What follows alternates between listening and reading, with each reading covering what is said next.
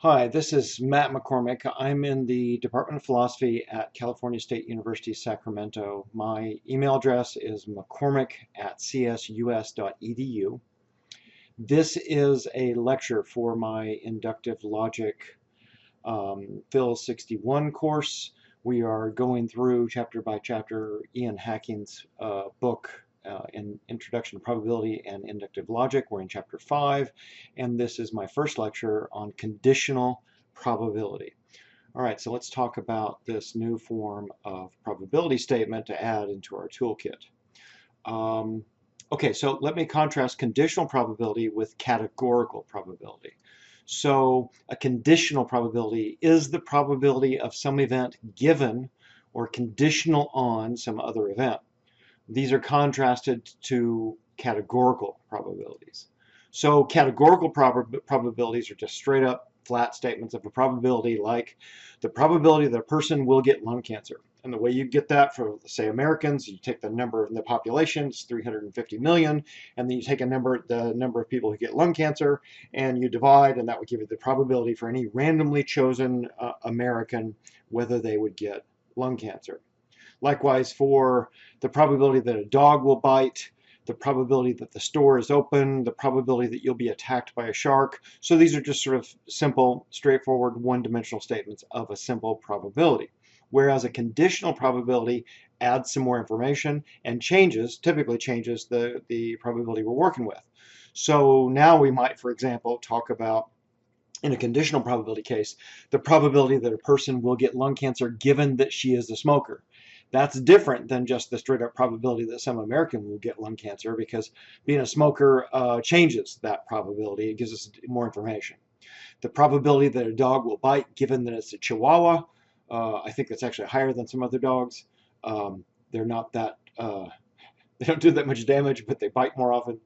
The probability that the store is open given that it's Sunday, that's a new piece of information that might make it closed. The probability that you'll be attacked by a shark given that you're a frequent surfer. Okay, so those are just examples to contrast the difference between the categorical probability, which is what we've been talking about so far in the course, and a conditional probability.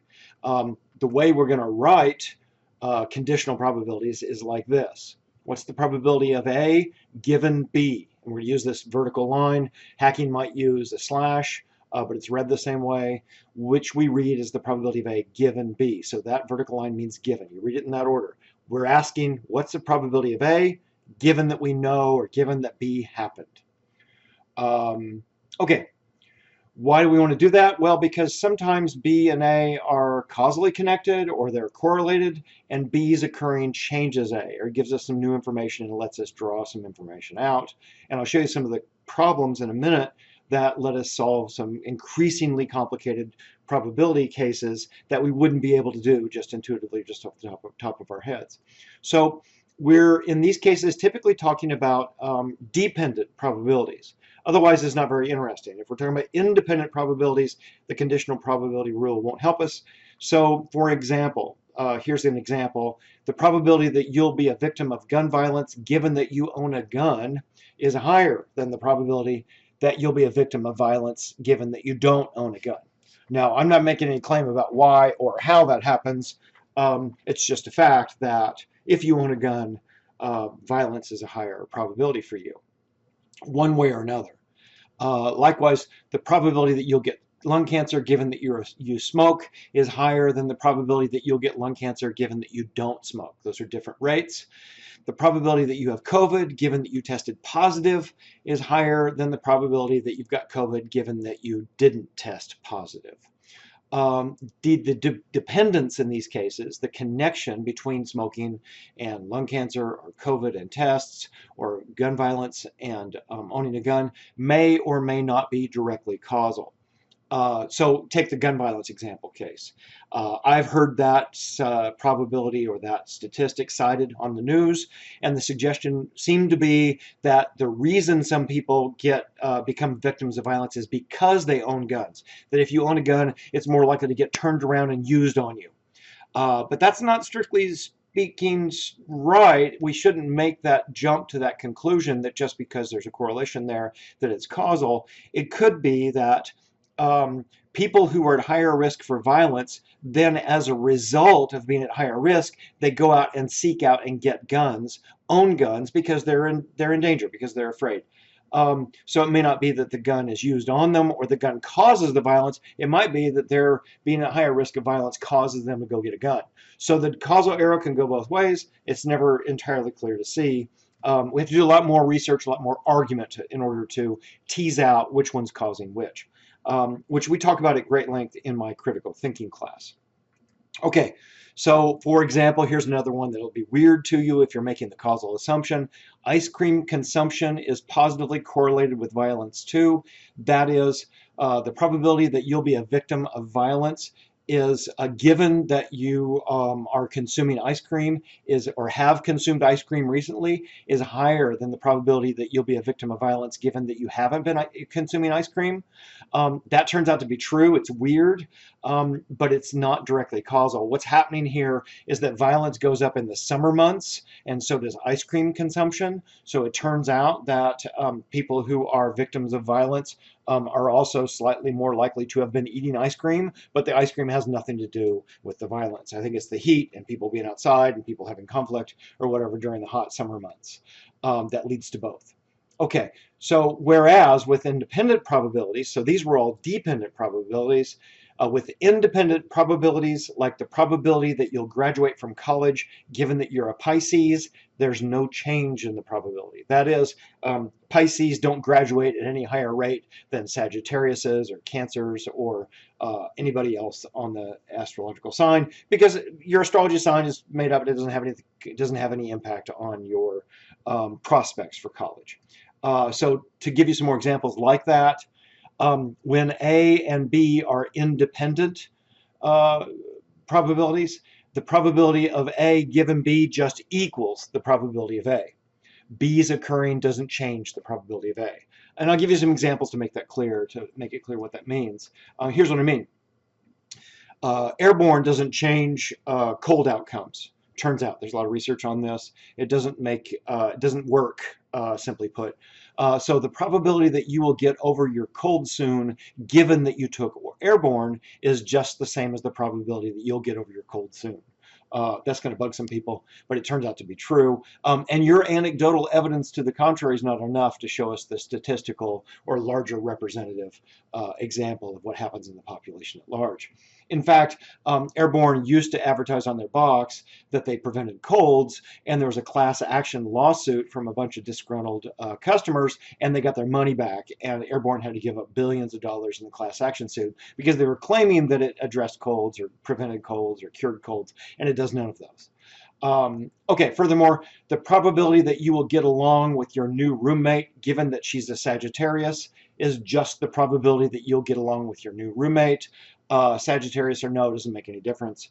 And I can cite some research on this if you want. I know I'm running at odds with lots of people's views, because lots of people will say something like, "Oh, you're a Sagittarius, we're going to get along great." Turns out that there's no connection to that whatsoever. What month you were born.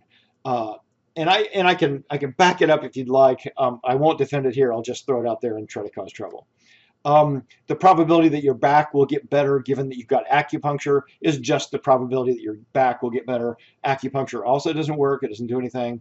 That is just to say, I picked examples that may aggravate or may not illustrate as well as we want. That is, when the probabilities are independent, the probability of A given B is just equal to the probability of A. But we're interested in the dependent cases, and I'll show you some examples that make it really super clear. Now, before we do some examples, let's talk about the gambler's fallacy, and we can start to unpack or explain what conditional probability means. It looks like conditional probability may be the concept that people lack when they make the gambler's fallacy mistake. So consider this. Consider the categorical probability of, well, what's the probability that I would roll 10 heads in a row? Now, if I was just calculating that up front, before I start flipping my coin, the probabilities of getting 10 heads out of 10 tosses in a row like that are pretty low. And to do that, you do 0.5 times 0.5 times 0.5 times 0.5 times 10 of those. which comes out to be 1 in 1,000. So it's pretty low chance of getting that particular string of heads were you to flip 10 coins. That's a categorical probability.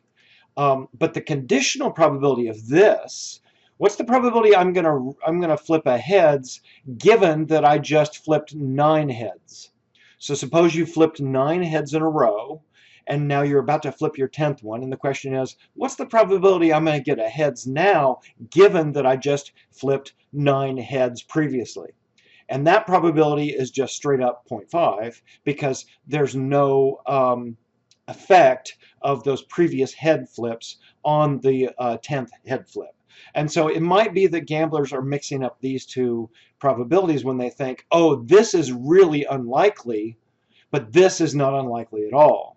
That is, if I were to predict ahead of time that you'd get 10 heads in a row, that's a pretty unlikely event predicted categorically from before. But if I flip 9 heads and now I'm about to flip another head or flip the coin another time, what's the probability that I will get a head? It's still just 0.5. So that mixing up those two might be what the gambler's doing, or lacking this concept and this distinction when they make the mistake. So when A and B are independent, like 2 coin tosses, the 9th flip of the coin and the 10th flip of the coin are independent. The probability of A given B is just the probability of A. But we're going to look at a bunch of dependent cases. Okay, so here's the formal definition of the conditional probability rule. I need you to memorize this. We're not going to prove it. I could prove it, but it takes a big exhaustive proof, and it's really complicated, and that won't really help us. It's true. You'll just have to trust me, trust hacking, trust the rest of the mathematics establishment that this is the case. So how do you figure out what the probability of A given B is? Well, it equals this fraction. And the fraction is the probability of A and B over the total probability of B.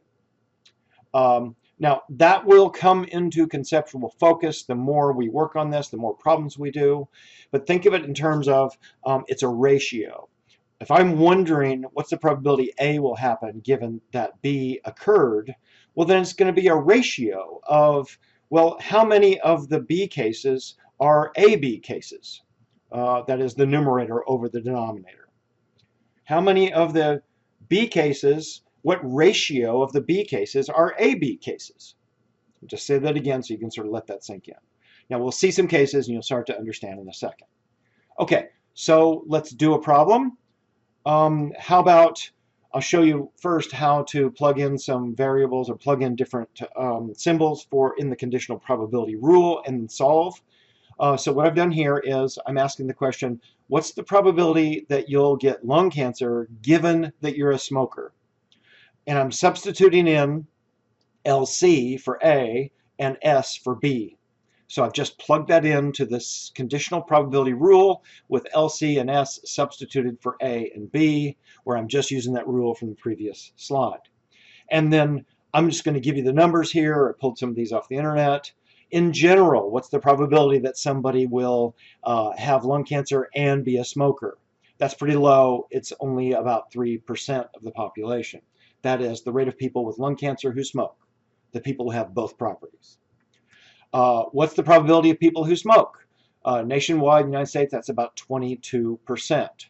So now I've got the two numbers I need, the numerator and the denominator, to be able to plug them into this equation and solve for and get an answer here. I've made a mistake here. This shouldn't have this 0.22 up here in the numerator. So I made a mistake on that. When you do that, do run those numbers and it comes out to be 0.15. That's your probability of getting lung cancer if you're a smoker. I'm not going to fix that right now. What I'm going to do is I'm going to push on to some other examples that are simpler and easier. So this number should go on top and that number should go on bottom without the repeated 0.22 there. Let me show you. Suppose, and this is a much simpler, clearer example. Suppose I've got 2 urns and I'm going to label them A and C. In urn A, I've got 65 black balls and 35 red balls. In urn C, I've got 25 black and 75 red. Okay, so we've got different proportions of balls in the two urns. Question. Blindfolded, I reach into one of the urns, I don't know which, and I draw a black ball out. Which urn did it come from? We can use conditional probability to figure this out. Okay, so what we're asking then is, we want to know which urn did it come from. Well, there's only two urns, so I can just solve using conditional probability for one of them, and then I can infer what the probability is for the other. I'll show you about that in a second. So let's just solve for this one. What's the probability that it came from urn A, given that it's black? Okay, so written out, that looks like this. What's the probability it came from A, given that it's black? Well, that's the probability it came from A and it's black over the total probability of a black ball. Okay, so the numbers then. On the numerator, the number I've inserted here is 0.65. Where did I get that? Go back up here. In A, 65% of the balls are black. Okay, so the probability that it came from A and it's black is 65. Now, the total probability that it's black is going to be 0.65 plus 0.25. All right, so why? This is going to be one of the most hardest conceptual parts of this discussion. Why am I adding those two numbers in the denominator right here? Okay, well, think about it. We got two urns, one of them A, one C, and what are the total ways that I might have drawn a black ball? Well, I either drew a black ball from urn A or I drew it from urn C. So we know from previous chapters that in cases where we're using an or statement, a disjunctive, mutually exclusive disjunction, a mutually exclusive or statement, that if it came from A or C, then we add those probabilities. What's the probability that I would have gotten a black ball? Well, I either had to come from the A urn or from the C urn. So if it came from one or the other, I add those together to get the total probability that I got a black ball. So why the conjunction? This is the probability from A or C to get black. That or right there is captured by this and. All right, so when you plug those numbers in and you run the math, you get 72. Okay, so what question did we answer? We answered this question. What's the probability it came from A, given that it was black? The answer is 72%. So the black ball probably came from the A urn.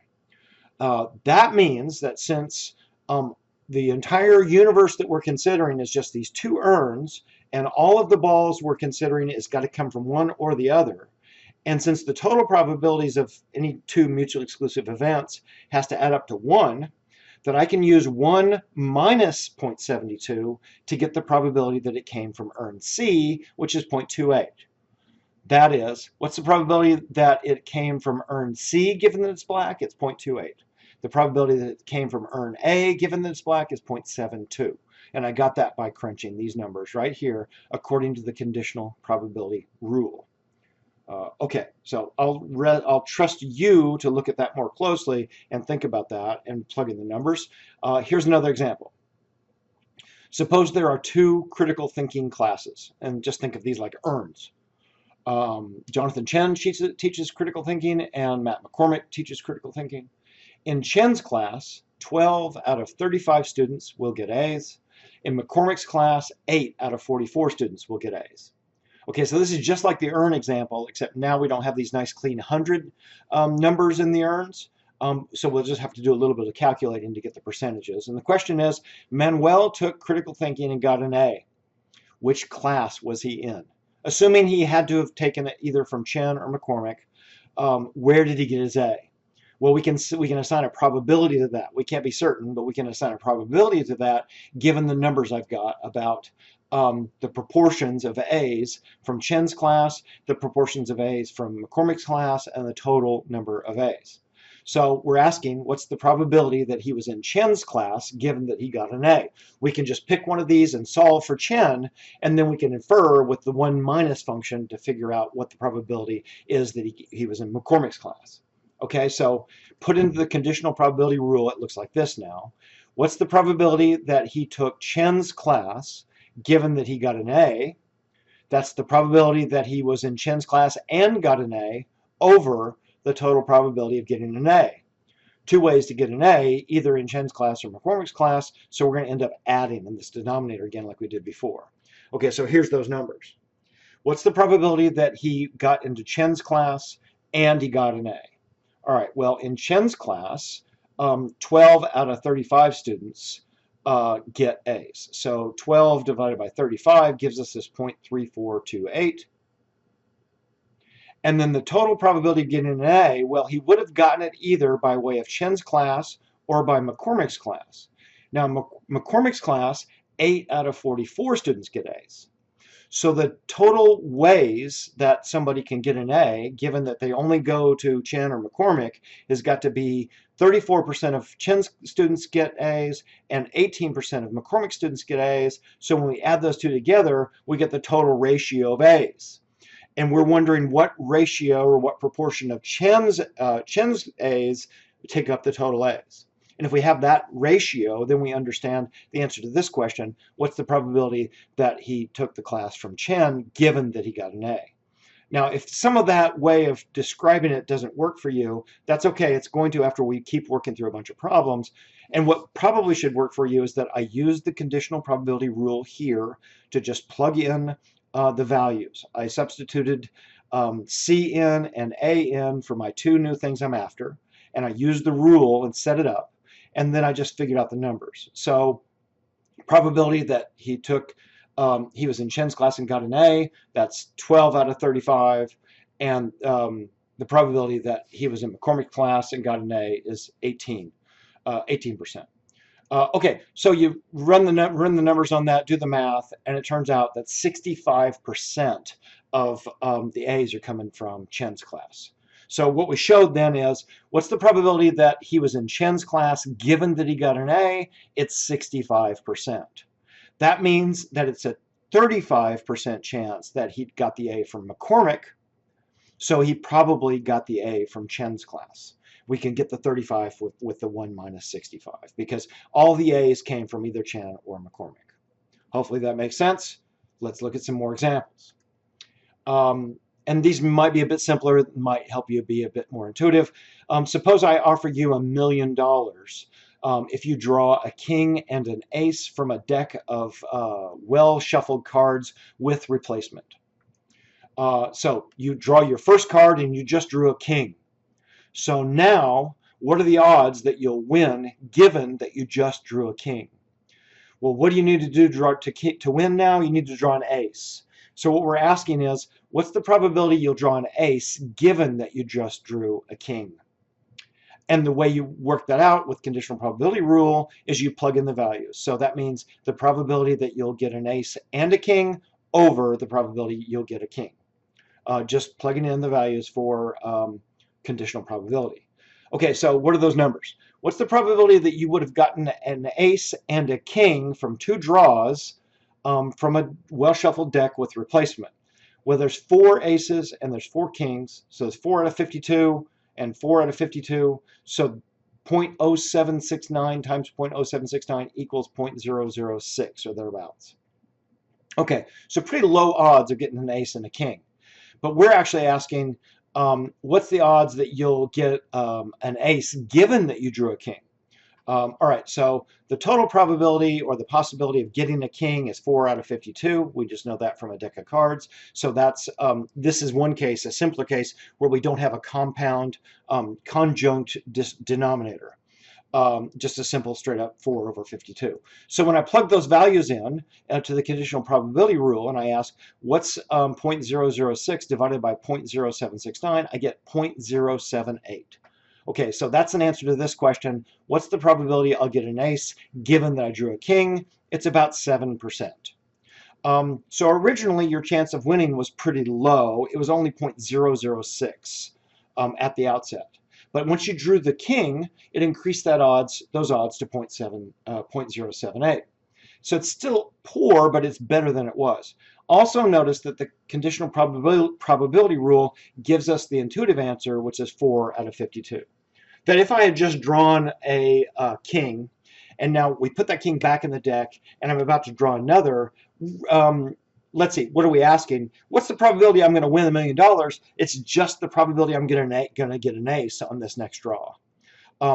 Getting an ace on the next draw is 4 out of 52. And what we did is we did the roundabout way by using conditional probability rule to do the math. And notice that conditional probability rule gives us the right answer, which is 4 out of 52. So it just fits with our intuitions in this case, where it's a simpler example than like with the critical thinking classes and the A's. Okay, so how about this example? I'll give you $1 million if you draw any 2 face cards. What's the probability that you will win given that you just drew a jack? So what we're asking then is, what's the probability I'll get a face card on the second draw given that I got a face card on the first draw? Well, that's the probability that I'd get a face on the second and a face on the first over the probability that I get a face on the first. Plugging in the values for conditional probability rule. Those numbers are how many face cards are there in the, let's see, in this case, we're not assuming replacement. So on the second draw, how many face cards are there after you've drawn a jack? There's 15 left and there's 51 total cards. So face 2 is 15 out of 51. And when you initially drew that jack, the odds were 16 over 52. So the probability of getting face 2 and face 1 is 0.0087. It's those two numbers multiplied. And the total probability of getting a face card on the first draw is 16 out of 52. That's the initial draw, which is 0.3. So when you divide those 0.08 over 0.3, you get 0.29. At first, your chance of winning was only 0.08, but drawing the jack increased that to 0.29. That is, the jack got you closer to winning, and it's still not good, but it's better than it was. So conditional probability gives us an answer in that case, and that shows you how to set it up. Okay, so here's some simple and clear answers that might help. 2 urns contain red and green marbles in these proportions. So suppose urn A has got 8 red and 2 green, and urn, that's supposed to say urn B, has got 4 red and 6 green. Okay, so suppose you draw randomly from one of these. You close your eyes and reach into one of them, but you don't know which. And suppose you draw a red ball. Which urn did it come from? And this is just like the where did the A from critical thinking come from example we looked at earlier. That is, we're asking what's the probability, and we'll just solve it. We'll pick one of the urns and solve it for that urn, and then that'll give us the probability for one of them, and we can infer what the probability is for the other one by doing 1 minus that number. So let's just solve it for A. What's the probability that my red ball came from urn A? What's the probability that it's from A given that it's red? The observation I've made is that I've pulled out a red ball. So given that it's red, what's the probability it's from A? And using the conditional probability rule, we plug those values in just like this. What's the probability it's from A and it's red over the probability that it's red? Okay, so next slide, I'm going to start over and let us capture all these numbers. So here's our situation, urn A and urn B. 8 red, 2 green, 4 red, 6 green. And the question is, what's the probability it came from A given that it's red? And the answer is, well, that equals the probability that it's from A and it's red over the probability that it's red. So now I'm going to start giving you a procedure for how to solve these problems. And the first step of that procedure, it can be the second step here, is that you draw a tree. So what I've done over here, and we learned how to do this in the last week's lecture, is what I've done over here is I've drawn out a tree to represent the whole situation we're talking about. So you chose at random from one of these urns. That means there's a 50-50 chance that you'll get A or B. And once you're in A, it's 80% red and it's 20% green. Or if you happen to land in the B urn, it's either 40% red or 60% green. So there's a tree that captures the whole scenario. And now we can get some of the numbers we need for the conditional probability problems to solve the question. So what's the probability that it came from A and it's red? Well, that's 0.5 times 0.8. That is, what's the probability it came from A? That's one independent event. That's 0.5. And what's the probability it's red? That's 0.8. So when we have these AND cases, these conjunction cases, where I'm asking what's the probability that both of these happened, not or, but and, that this happened and this happened, then I multiply. So 0.5 times 0.8 is 0.4. So the numerator in my conditional probability is 0.4. What's the denominator? Well, what are the total ways that somebody could get a red ball? Well, it turns out, and let's see, I've got these drawn out here, those two circles. Let's look at those two circles. Those two circles capture both of the ways that somebody can get a red ball. They might get it by way of the A urn, or they might get it by way of the B urn. So the two ways to do that is either it happened this way, by A times 0.5 times 0.8, which is that occurrence, that red ball, the probability of getting that red ball there, or 0.5 times 0.4, which is the probability of getting that red ball there. So if I'm asking, what's the probability that this happened or this happened, that one circle happened or the other red circle happened, then we add. And that's what this addition sign captures right here. So the total probability for getting red balls is either that I get it this way or I get it this way. And what we do is we add in those cases. So when you add those two decimals, we get 0.6. So that means that plugging these two values back into the conditional probability rule, we get 0.4 divided by 0.6, which adds up to 2/3. So what we just discovered then is that the question we answered is, what's the probability it came from A given that it's red? 2/3. That is, if you got a red ball, it probably came from A, and that means there's a 33% chance it came from B. Most of the red balls are coming from A, and when you look at it, that makes sense, right? Look, there's more red balls. There's 10 total balls in both of them, and more of them proportionally are in A. And it turns out with conditional probability, we just proved that's 2/3 of the total red balls. What I've done here is I've written another note to emphasize that point I just made. Why are these both here, these two parentheticals, and why are they added? Well, the addition rule that we learned about in the previous lecture says that this is the sum of the ways to get a red marble from A or B. So now we're building up and using the addition rule, and we're using the multiplication rule. So the multiplication rule, what we do, the rule is if we're asking what's the probability that this and this happens, then you multiply those two together. And the addition rule says if we want to know what's the probability that this or this happened, then we add those probabilities. And for the denominator, we're both multiplying and adding to get the total probability that you get a red ball. And that should be clear, and that should be building on the previous discussion, so you're starting to see that clearly now. Okay, let's look at another example. Or at least I can say this much now. Consider the previous example with a different question. Suppose you draw randomly from one of these. What's the probability you'll get red given that it comes from A? So I'm going to flip it around. What's the probability that you'll get red given that it comes from A? Okay, so there's the conditional probability rule with the new symbols inserted. We're asking what's the probability it's red given that it came from A? Well, that's the probability that it's red and it's from A over the probability it's from A.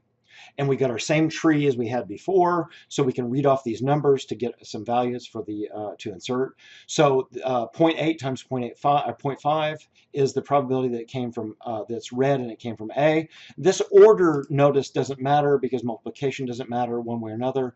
So I can do 0.8, 0.5. Notice we did 0.5 times 0.8, the previous example, doesn't matter. What's the probability that the ball came from urn A? Well, since this was a randomly chosen ball, then that means we've got that numerator over that denominator. We don't have a compound or complicated denominator in this case because it was just a 50-50 chance that it came from A. But the tree had already given us that number. 0.8 is this number right here. The probability that's red given it's from A. Well, trees, when we go down into the branches, tell us, like this number right here tells us what's the probability that it's red given that it's from A, because we're in the A universe here. We're in the world where something happened that put us into the A. Given that A happened, what's the probability? It's this conditional probability down here in the weeds. Okay, so maybe that helps showing that flipped around backwards the other direction. Okay, so here's a new problem just to sort of fill out your knowledge. Suppose we flip a coin, we draw from an urn. We don't know which. You draw a green marble. which urn did it come from? And just like before, if you solve for one of them, then you'll have the probability for both, because this is an exhaustive universe. It's got to be a one or the other. So let's just solve it for B. And the proportions are 9 red and 1 green in A, and 4 red and 6 green in B. So the numbers then. Here's the tree. We flipped a coin. We ended up in A or B. And then in A, it's 90 and 10%. And in B, it's 40 and 60%. And here's the question we're asking. The conditional probability rule tells us what's the probability it's, let's see, what's the probability it came from B given that it's green? So we drew a green marble. We're trying to figure out where it came from. What's the probability it came from B given that it's green? That's the probability that it came from B and it's green over the total probability that it's green. So the numbers, probability it's from B and it's green, that's right here. 0.5 times 0.6, B and green. Multiply those two numbers together, gives us 0.3. And the probability that it's green. Well, one way to get green is by way of B. So it might be this event and this event multiplied together. That's 0.5 times 0.6. Or the other way to get green is that this event happens to get us into A, and then this happens to get us a green one, and that's 0.5 times 0.1. So all of those multiplied and then added gives us 0.35. Why are those added together? Because this is the total ways you can get a green either from A, from A or from B, urn B. Total universe ways to get green marbles. So then plugged back into the original equation, 0.3 over 0.35 gives us 85% probability that it came from B. Which means that we've got about a 14% probability that it came from A. By solving for B, we can infer, because A and B are exclusive and exhaustive, we can infer that 1 minus the answer for B gives us the answer for A. All right, so I'll let you look at that problem and compare that to some of the examples in the book and examples on our homework assignments, and think about those. And there's circles around the two specific events that we're interested in. These are not pruned trees that I've been drawing in this lecture. We used prune trees. We learned how to prune trees to make them simpler in the previous discussion. Okay, so here's where we are. We've introduced the notions of categorical versus conditional probability. And we've learned about the conditional probability rule. So the general form of the conditional probability rule is what's the probability of A given B? It equals the probability of A and B over the probability of B. And you've got to get that memorized and have that down so you can always pull that out. And the procedure we're using to solve these problems is we'll draw a pruned tree, ideally pruned, for the kind of the staged problem we're looking at. And then we'll form the problem to the CP rule. I've been changing the letters in the CP rule to represent something that's easily intuitive, like S for smoking or whatever, to make it easy so I can remember where I am. Get the values from the tree for the formula. We often have to use the multiplication rule and the addition rule for the denominator, the total probability of B. And you've seen a bunch of examples now of where I did that, where we had to both multiply and add to get the denominator. Very important to understand why and how that works. All right, so that's our first lecture on the conditional probability rule. And what we'll do next is have another lecture where we dive into some much harder examples, and I'll show you a bunch of other cases.